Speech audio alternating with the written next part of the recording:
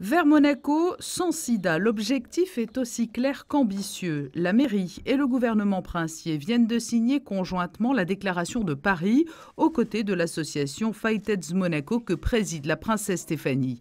Des maires de grandes villes des 5 continents ont déjà ratifié ce texte depuis le 1er décembre 2014, date à laquelle Paris a montré la voie.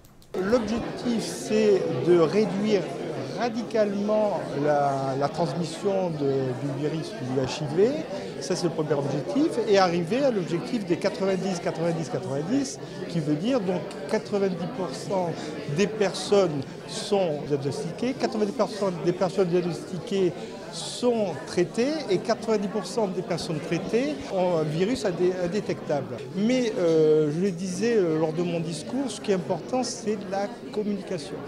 Donc aujourd'hui, si on veut voir cet objectif U égale U, c'est-à-dire intransmittable, undetectable, à ce moment-là, nous, la mairie, on s'est vraiment engagé de mettre tout un réseau de communication sur l'affichage au service de cette belle action. La signature de la déclaration de Paris par Monaco est d'autant plus symbolique que ce n'est pas seulement une ville, mais c'est aussi un État qui s'engage. L'occasion pour le gouvernement princier d'annoncer également de nouvelles initiatives dans la lutte contre le sida. J'ai demandé au gouvernement, qui en a été d'accord, d'augmenter la subvention de Fight AIDS Monaco. Et dans le cadre du projet de budget pour l'année prochaine, 20% de dotations supplémentaires seront accordées à cette association pour qu'elle puisse davantage encore mener ces très belles actions.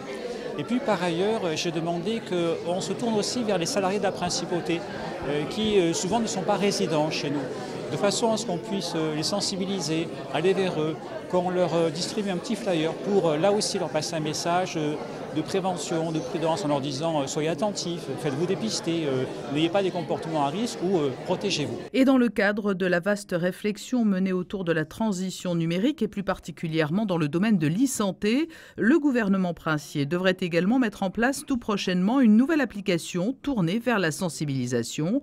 Après l'avoir téléchargée, il sera possible de se procurer gratuitement des autotests en pharmacie pris en charge par le gouvernement, assurant ainsi un meilleur suivi de la santé du plus grand nombre et du statut sérologique de chacun.